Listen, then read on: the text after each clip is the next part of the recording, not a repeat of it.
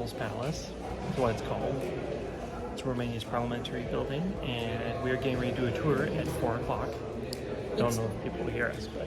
It's Europe's largest concrete building and the second largest in the world. Currently still? Wow, that's a big building. It is huge. Like, you walk up to it and it's impressive. You feel small. Yeah, it was built by Ceausescu, and today it houses the parliament and senate and several museums. It's massive. And now they're building a really huge, beautiful church within within the complex. Like it's all walled all the way around. It's a huge area. Like you drive and it just keeps going. Mm-hmm. And they're building a church and it's really beautiful. It's actually the church is based off of the cathedral in Paris. In Moscow? Rome. Oh, in Rome. Yeah, the one in Rome, St. Peter's Basilica, is based off of that. It's absolutely massive. Cool.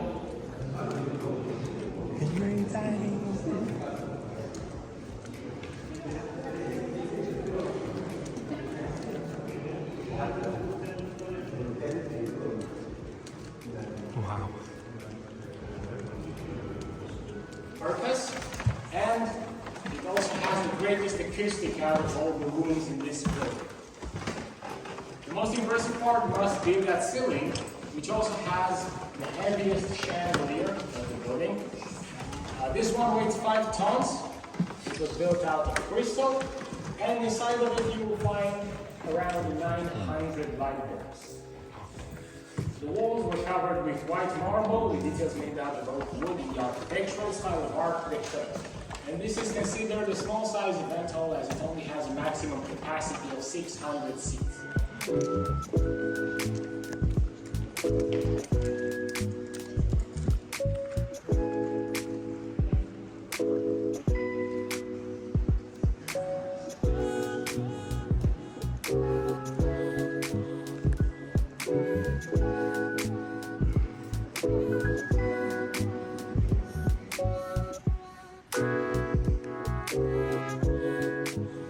So this area is called the Media Gallery. They have off on the left side press booths where they conduct interviews, probably with politicians, diplomats, whoever. And this area has, I believe you said, 36 chandeliers, including the ones on the other side.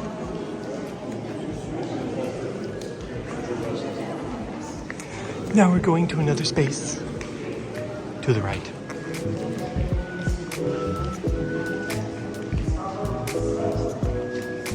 Go stand by pillar, Jenny.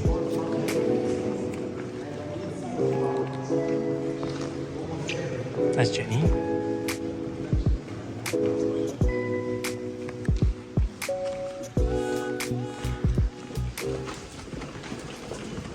Look at that ceiling.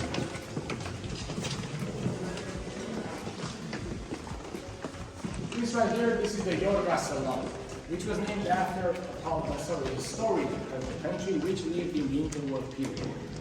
It was designed in a special manner out of oak and cherry wood.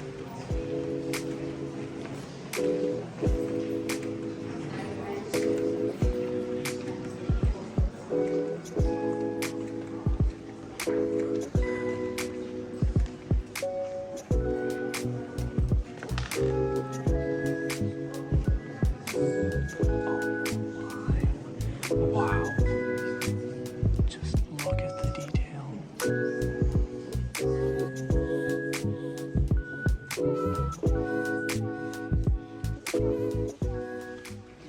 This right here, this is the Bălcescu Hall, named after a politician of the country. It is the smallest salon of the building. It is a modular one. And even though they were both designed for conferences or meetings, and they're connected through the doors to your left, you can see that they were designed differently. The Yorga Hall over there covered with wood, this one right here with marble. That is due to the huge team of architects which worked on the project. We are talking about a colossal team of almost 700 of the best architects that they could find during the 1980s in Romania, which designed smaller parts of the entire building. And that team worked under the command of one single person, Anca Petrescu, the head architect, who, as a fun fact, was only 28 years old when she began working on this project.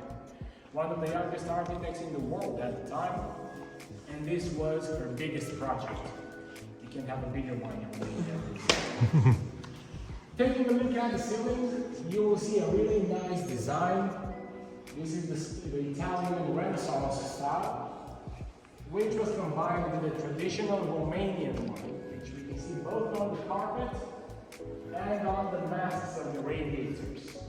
As you can see, they have the same pattern, the traditional floral one.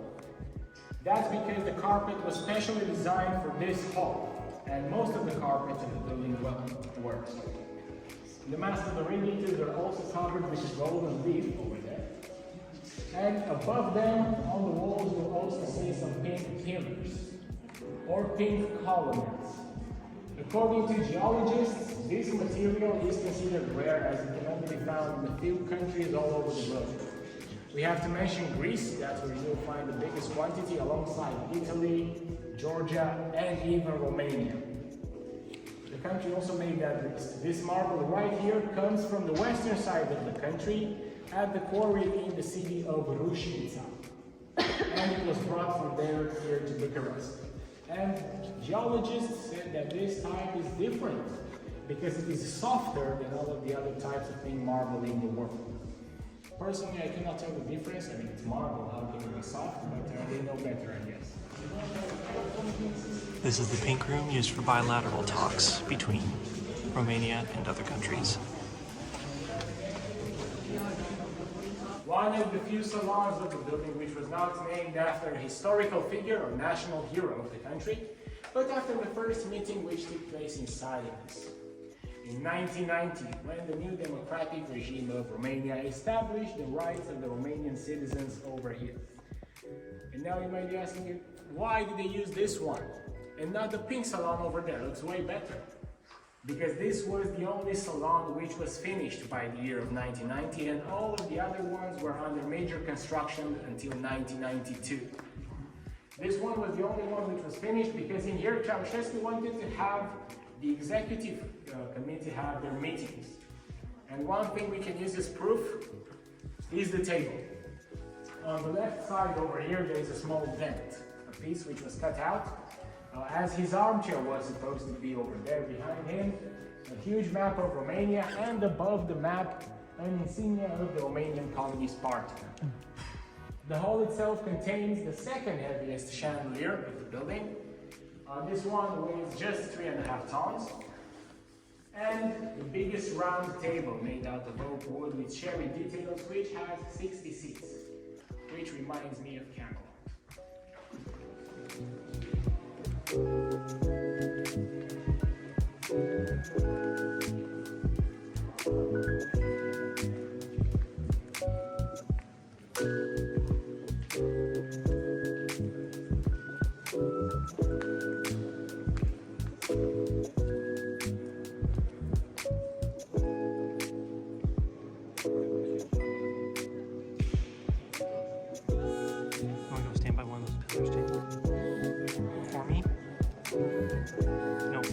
Staircase.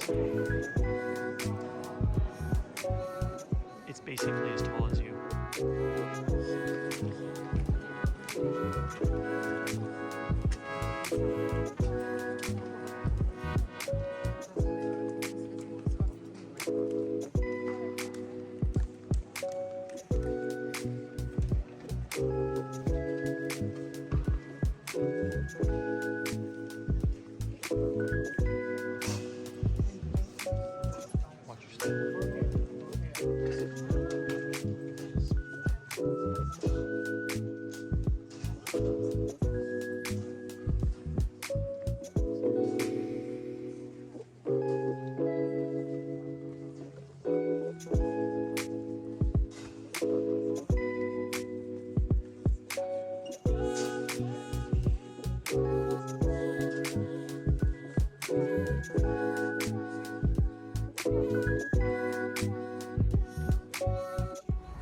So if you ever wanted to see what the inside of a over 4 million ton building looks like. There you go. Takes 18 hours to see the whole thing nonstop. If you were allowed. Over 1,000 rooms. We saw 7% of it.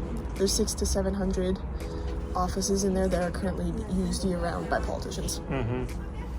And I like what the tour guy said. It was built by a maniac. Because Ceausescu was a maniac.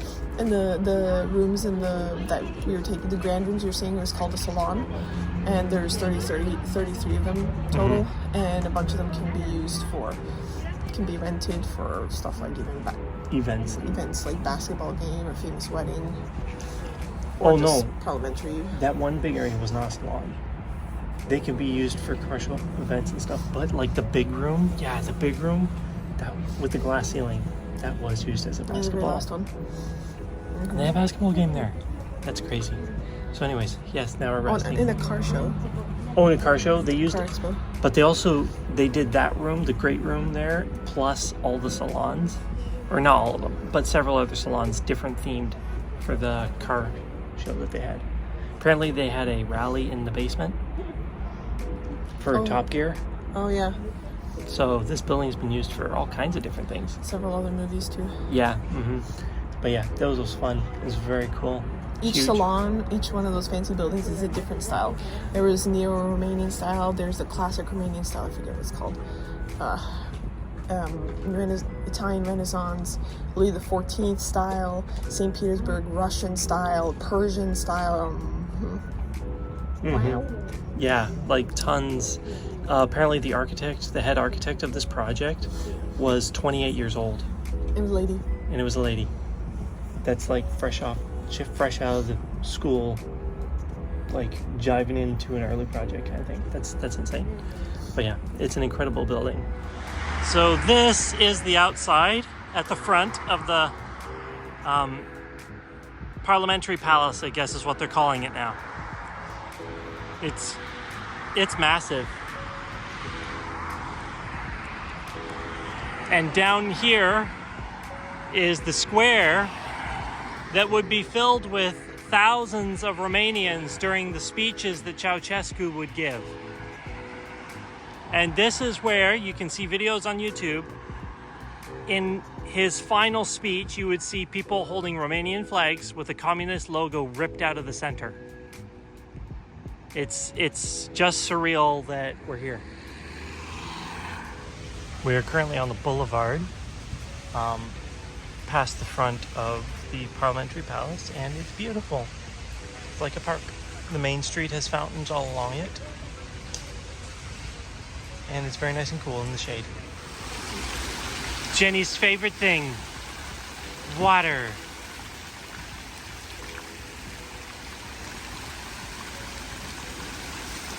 Okay, honey, we are in Romania, in the tourist end of town, which is technically more expensive than the regular part of town, at this delicious food burgery place. Borsalino. Italian.